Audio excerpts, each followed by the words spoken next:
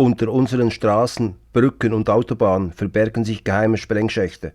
Jahrzehntelang waren diese Verteidigungsanlagen einsatzbereit, um die Schweiz gegen feindliche Truppen zu verteidigen. Einige Sprengkammern waren bis 2014 mit TNT bestückt. Und sowjetische Spione? Die hatten längst detaillierte Karten davon. Doch wie funktionierte diese Verteidigungsstrategie? Und hatte sie tatsächlich eine Invasion gestoppt? Die ganze Story jetzt. Was wie gewöhnliche Kanaldeckel aussieht, sind in Wahrheit geheime Verteidigungsanlagen. Unter diesen Platten befanden sich Sprengkammern, die im Kriegsfall innerhalb von Minuten mit Zünder bestückt und gezündet werden konnten, um die Straße unpassierbar zu machen. Diese Sperren wurden strategisch platziert, oft an Engstellen, vor Brücken oder Talübergängen, genau dort, wo ein Feind keine schnelle Umfahrung finden konnte. Einige dieser Schächte waren bis in die 2000er Jahre einsatzbereit, bevor sie schließlich entmilitarisiert wurden. Heute sind sie leer, doch sie erinnern an eine Zeit, in der sich die Schweiz auf jede Eventualität vorbereitete. Doch die wichtigste Verteidigungslinie, die Brücken, schon während des Zweiten Weltkriegs, wurden die Rheinbrücken zwischen Deutschland und der Schweiz als Sprengobjekte vorbereitet. Der Plan, falls eine Invasion drohte, hatte die Schweizer Armee die Sprengladungen gezündet und jede feindliche Truppenbewegungen unterbrochen. Unter strengster Geheimhaltung wurden Tonnen von Sprengstoff in den Brückenpfeilern versteckt. Dies war kein kurzfristiges Konzept. Nach dem Zweiten Weltkrieg wurden diese Sprengvorrichtungen gewartet und im Kalten Krieg einsatzbereit gehalten.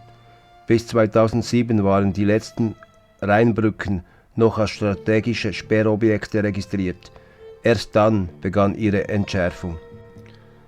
Doch nicht nur die Grenzbrücken zu Deutschland waren vorbereitet. Auch mitten in der Schweiz gab es eine umfassende Verteidigungsstrategie. Bereits um 1940, mitten im Zweiten Weltkrieg, wurden alle befahrbaren Straßen und Bahnbrücken über die Limmat in Zürich als Sprengobjekte vorbereitet, unter strenger Geheimhaltung. Von der Quai-Brücke über die Hardbrücke, die Europabrücke, die Wipkingerbrücke bis hin zur Nordbrücke, überall befanden sich vorbereitete Sprengladungen.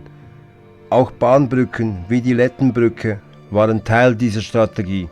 Falls eine feindliche Armee nach Zürich vorgedrungen wäre, hätte die Stadt innerhalb von Minuten abgeriegelt werden können. Auch nach dem Zweiten Weltkrieg wurden diese Brücken regelmäßig gewartet und bis weit in den Kalten Krieg hinein einsatzbereit gehalten. Ziel: eine feindliche Truppenbewegung stoppen, sie im Stadtgebiet festsetzen und den Verteidigern einen Vorteil verschaffen. Besonders brisant: Sprengschächte unter Autobahnen. Diese Verkehrswege wären im Kriegsfall für eine feindliche Invasion entscheidend gewesen. Doch genau hier lauerte eine Überraschung: versteckte Sprengladungen in den Fahrbahnen. Offiziell sind diese Anlagen mittlerweile entmilitarisiert. Doch wann genau das für jede Straße oder Autobahn geschah, bleibt unklar. Klar ist, die Spuren waren noch lange nach dem Ende des Kalten Krieges Teil der Schweizer Verteidigungsstrategie. Doch Straßen und Brücken waren nur ein Teil der Verteidigungsstrategie. Die Tunnel durch die Alpen waren noch wichtiger, denn sie sind die Hauptverbindungen zwischen Nord- und Südeuropa. Ein Feind, der die Schweiz einnehmen oder durchqueren wollte, hätte diese Knotenpunkte kontrollieren müssen. Schon im Zweiten Weltkrieg und später im Kalten Krieg wurden der Gotthard- und der Simplon-Tunnel militärisch gesichert und als Sprengobjekte vorbereitet. Falls eine Invasion drohte, hätten diese Tunnel innerhalb von Minuten zerstört oder blockiert werden können. Zusätzlich wurden an den Tunneleingängen starke Verteidigungsstellungen errichtet: Bunker, Schützengräben, Panzerabwehrmauern. Ziel: sollte ein Feind es bis hierher schaffen, hätte er auf massiven Widerstand getroffen. Diese Tunnel waren mehr als nur Verkehrswege, sie waren Teil einer geplanten Blockade gegen eine Invasion. Heute sind diese Sprengvorrichtungen deaktiviert, aber einige Verteidigungsanlagen bestehen noch und sind als Museen oder historische Standorte zugänglich. Hätte eine Invasion funktioniert? Vermutlich nicht.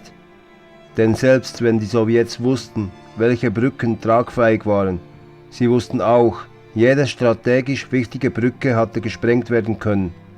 Die Schweiz war keine leichte Beute.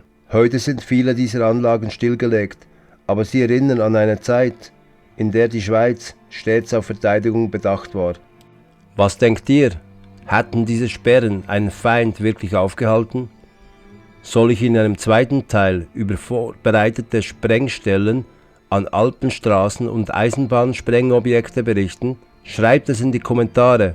Wenn euch außerdem mehr Details über den Warschauer Pakt und dessen Spionage in der Schweiz interessieren oder ihr tiefer in die Ereignisse des Ersten und des Zweiten Weltkriegs sowie des Kalten Krieges eintauchen wollt, lasst ein Like da und abonniert den Kanal.